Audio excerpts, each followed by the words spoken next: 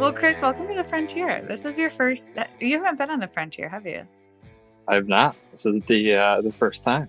It probably feels a lot like every other meeting you have with me during the course of your week.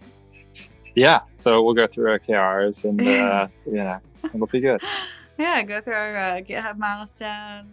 I'm seated in the corner of a WeWork, so I found the quietest place possible. Wow, how tech company in 2022 of you? I know. It's great. It's amazing to be amongst people. Yeah, I hear you. Meanwhile, my mother's in town. She's staying with my brother. And she like very sweetly just offered, she's like, oh, I can come over and do yard work for you. And I was like, no. I was like, I can't have people around me while I'm working anymore. Even though I'm like in the shed, I can easily close the door. I'm just like, there's too much going on. I can't imagine like being in the office again. Like, how did we do that? It's so crazy. It's been a very long time. And the last time I was working in an office was in a restaurant in the West Village. So it was, it was A a little little different. different. Yeah, a little bit more Yeah. stressful than our cute little jobs. Well, Chris, we usually start. This is like your staff interview, right? And so the point is, let's tell people what you do here, how you got here, and then if you've got advice for people who are listening, who are like, "Damn, that sounds like a pretty cool career path," or "I'm in Chris's shoes 3 years ago. How do I get to where he is now?" We can share some advice. Awesome. So to start, what do you do here? What's your job at Gun.io? So I'm the marketing coordinator, which generally is responsible for all of the outward facing PR, social media, anything that isn't paid marketing is, I think, the easiest way to describe it. And just trying to engage with as much of our community as possible and expand our reach, however that is. It's a good way to describe it. I feel like I I just have this image stuck in my head since listening to Emily Kramer's episode of Lenny's podcast last month, where it's like, your marketing team, you have your fuel and you have your engine. And in my mind, Chris, you're the engine. Like you're the person responsible for figuring out how to get everything we're creating internally out into the world in front of the right people at the right time. And that's not what you did at your previous job. So, how did you talk to us about your career path? How did you end up here? I think it is and it isn't what I've done in throughout the course of my career. I came up through restaurants. I went to the University of Colorado and went into restaurants like right after I graduated. So you mentioned earlier career advice. I'd recommend not going into restaurants would be a good place to start. Oh no. No, it was amazing. It was a really amazing experience. I loved it. I still love restaurants. Yeah. But I had a really cool, as far as the restaurant industry goes, I had a really cool career path. I worked in some amazing places. I got to do the like ski bum thing in Colorado and study wine for a few years in Vail at the Sun and Elk Resort and became a sommelier there.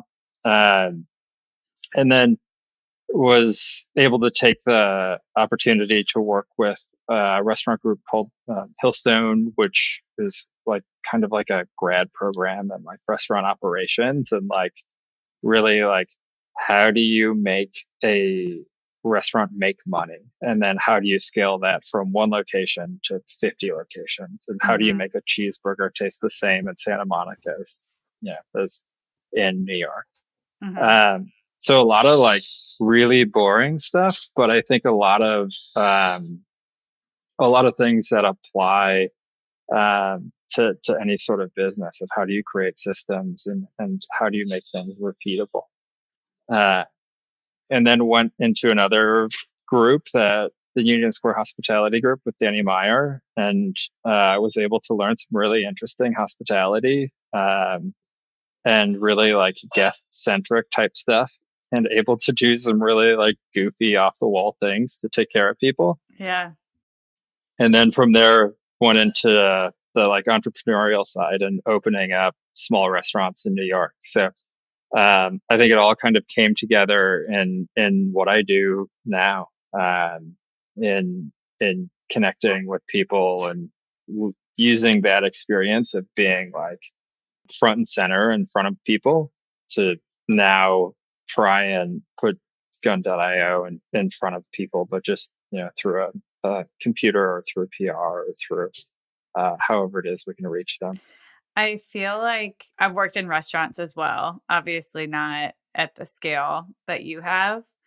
But when I think about the most similar jobs I've ever had, it is restaurants, teaching, and working at a startup. The middle of those Venn diagrams is chaos, I think. Like they all share like kind of like a steady state of like what in the hell is going on.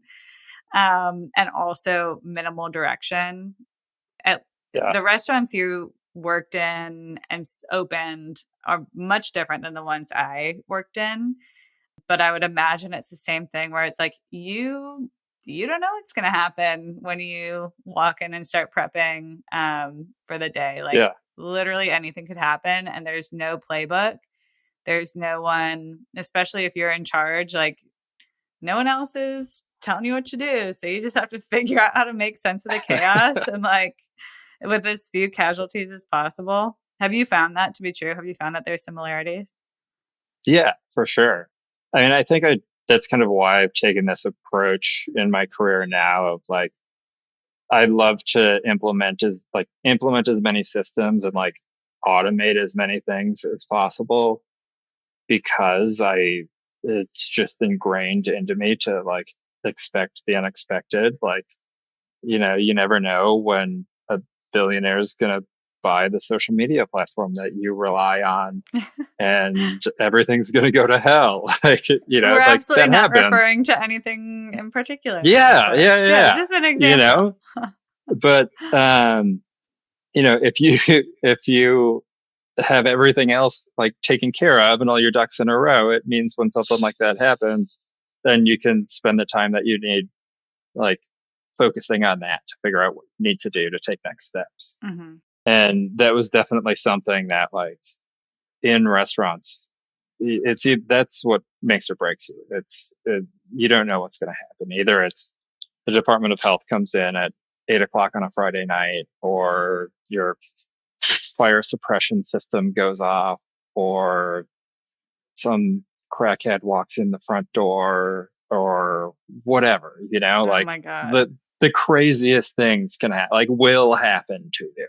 Right. So just making sure that it's not the little things that you can control that are going to bring the ship down. It's like, if things go sideways, it's because, something serious happened. Right. Something totally out of your control.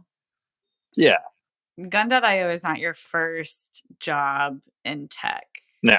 Right. Your first foray. So your first kind of step into a world outside of restaurants. Talk to us about that. Well, actually, my first like real experience working in a company that was tech related was I opened up a restaurant for a company called nuts.com, which sells nuts online. Very literal. Great domain name too. Oh my God. Yeah, it's a really a really great study in like looking at the life of their business. They were the NewarkNutsOnline.com and eventually bought nuts.com, and their business exploded from there. That's unbelievable. Yeah, the investment for Jeff was definitely worth it. They, long story short, ended up with a restaurant space in Union Square here in New York, and a couple of months to open a restaurant, and brought me on as part of that to be the general manager to open a pizza place in this open air restaurant in New York City. Wow. In Union Square. Which, speaking of like expecting the unexpected, was like one of the most like batshit times in my life. It was really, really crazy. Like, walk through the dining room in the morning. You couldn't lock the doors to the restaurant. So like Oh my at God. night. So like in the morning, you'd have to like somebody would have to go through and like pick up needles off the ground and like throw them away. And there were like different seasons that like, oh, this is like the fly season and this is the bee season, and like there were birds that lived in the dining room. It was like Stop. it was amazing. And there was a day that PETA had this protest out front that they were playing the sound of pigs being slaughtered out front of the restaurant during brunch. No. So there was that. It was really something, but very much a tech company. Uh, and like got like a little bit of a taste of it there. Yeah. But then after a couple more restaurant openings, I worked with a company called Binwise, or Blue Cart Binwise, which was a transition that worked well. And I think if anyone is interested, it's really hard to get out of restaurants, Hmm. um, especially if you're good at it. It's hard to transition out of restaurants into a different type of career path. Um, One, because if you're good at it, people want you to keep doing it. Uh, Hmm. and once you get to a certain point, it's really hard to take that step from like general manager or like director level into like ownership Right. or into that like next significant pay grade.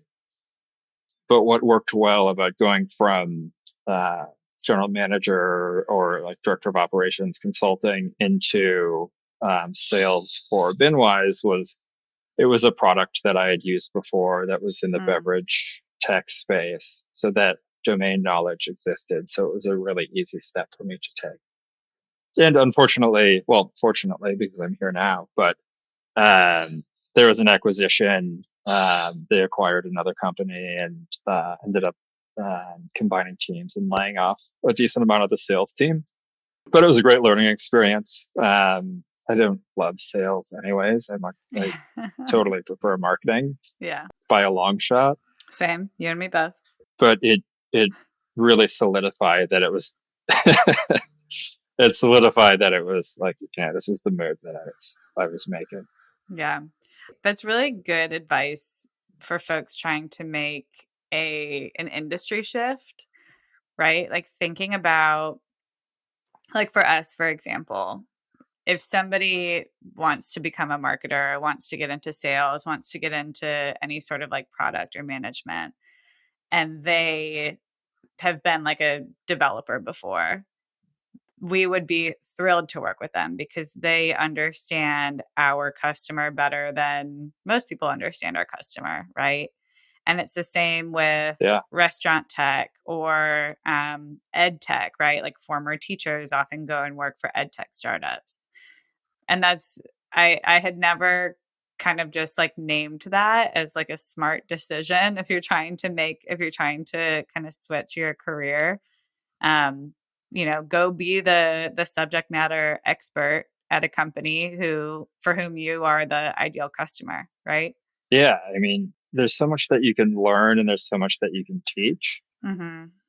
but it's, stepping into a company that you're coming from being that the ideal customer, you have that experience. You can't, the experience of having lived it, and you can't teach somebody that experience of knowing those pain points and like really having that like that deep down empathy for what that customer is feeling. Right. It's certainly like in that sales role really helped me connect with a lot of the like kind of like tough to crack uh, customers that we had.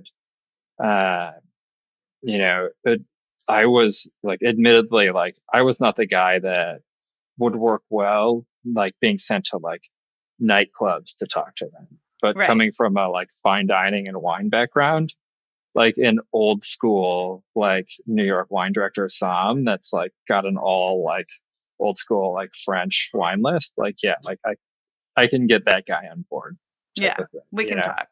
Yeah. Uh, yeah, yeah, we speak the same language, we've And you been there. understand, yeah, and you So understand the understanding pain points in order to sell is one thing, but it's also like who are we building this product for and what's important to them? And I think often that gets lost in no matter what company you're building at, right?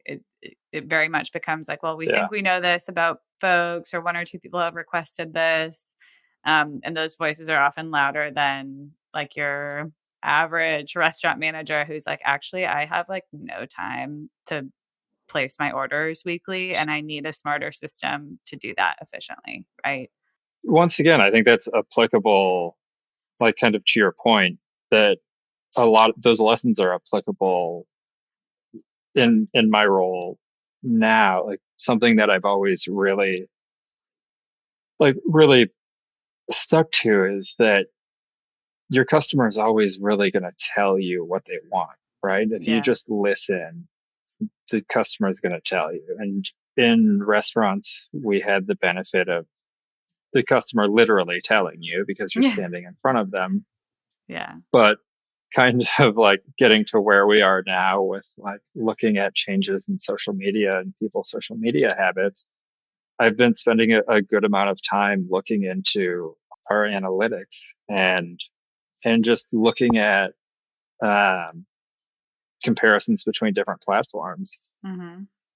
There are some surprising statistics that I've looked at in the past, but now like digging into, like I'm looking at LinkedIn versus Twitter. Our users are telling us that they want to find us like more on LinkedIn than than they want to on Twitter. Mm-hmm. And it's just, I think, for me, like being reminded of that every now and then, like, oh yeah, like once again, like here too, our users are going to tell us what they want. Right. And I think that's kind of like a lesson we're in the process of like relearning always, right? Like as soon as we get a little bit too far away from what the customer is actually asking for, we're like constantly reeled back in, like, oh shoot, no, actually. And I think that's just like common with anyone who's building for a customer base, right? Like I was actually thinking about that today when it only happens when I'm super stressed about something and I'm like anxiously like trying to send a text between meetings and I'm already kind of like on edge. And if you have an iPhone, the like whole menu that pops up above your text bar, you know what I'm talking about? Where it's like you're texting, but Yeah. then like suddenly it's like a video of your face, except for you're a zebra and like saying something into your phone. And it's like, I'm not the customer for this. Like, who thought that I wanted this, you know? And like, I can totally imagine being like this super excited PM, like, you know what we're going to do? We're going to put this in the menu, in the text menu, so people can like jump in and I 0 times out of 10 want that to happen. Yeah. But yeah, it's literally right before I sat down for this call. I was like, who made Nice. this feature? Okay. So you already gave like I don't know if we did the opposite of bearing the lead, if we led with the lead here, but that advice around like, all right, if you're making a career shift, look for a company that is for whom you are the ideal customer. Is there any other advice that you would give somebody from your experience over the last couple of years, kind of moving into the tech space from the restaurant space? One, I think it's good to acknowledge that it's challenging. Like Mm, getting that just like out there is like uh, accepting that as a good thing, but also there's way more opportunity out there than I think I believed for a long time. And I think it's something that I had wanted to do for a while, but I think I was overwhelmed by. mm-hmm. And it was it took a lot of it took a lot of conversations, honestly, for me to figure out like the best way to go. And I think I was um, lucky in that I have a lot of friends that are in the tech space. I have um, most of my friends anymore have all like either are like if they're in restaurants, they're in like ownership or like in more in like the business side, or they're like totally outside of restaurants. So it was just a ton of networking, a ton of conversations, and like really making it my goal to treat like every conversation. I just wanted to set up one more conversation coming up, and that was it.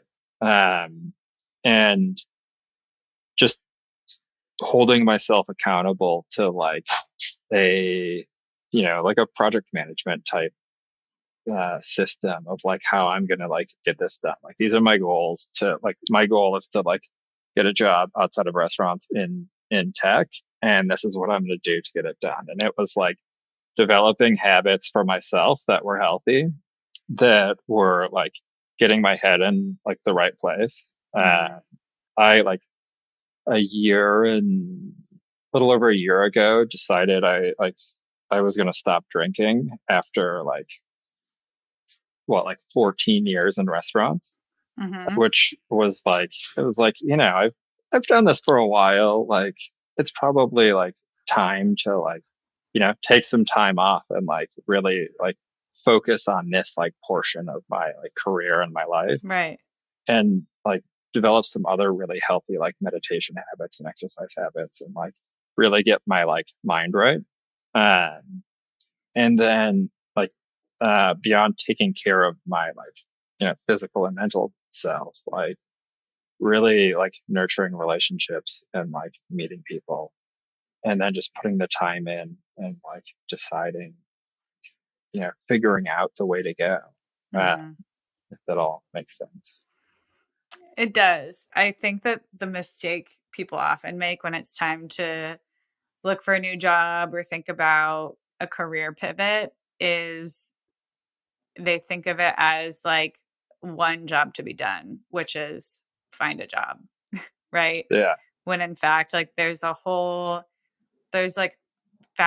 bedrock that you have to get to before you can build a career backup. And it's not just about like professional skill, right? Like so much of our personhood is wrapped into what we do for a living. And I think often there's a lot of unwinding that has to happen from like the previous life to figure out like, who am I going to be in this new seat? These are things I can do to like, make myself like better off. And here's my goal. Even if I miss it, I'm going to be better off. Well, Chris, this has been awesome. I'm really excited for people to hear about your story, especially that transition. I think that's becoming like a theme with these staff interviews is everybody has like the craziest previous life. And we didn't even get into like all the cool stuff you do outside of work. So I think we'll either need like a follow-up episode or we'll have to talk to whoever does our social media and ask him if maybe he can add some like fun facts about Chris outside of work. Yeah, this has been awesome. Thank you so much for joining. Thank you. It was super fun. Thanks for listening to the Frontier Podcast powered by Gun.io. We drop 2 episodes per week, so if you like this episode, be sure to subscribe on your platform of choice and come hang out with us again next week and bring all your internet friends. If you have questions or recommendations, just shoot us a Twitter DM at The Frontier Pod, and we'll see you next week.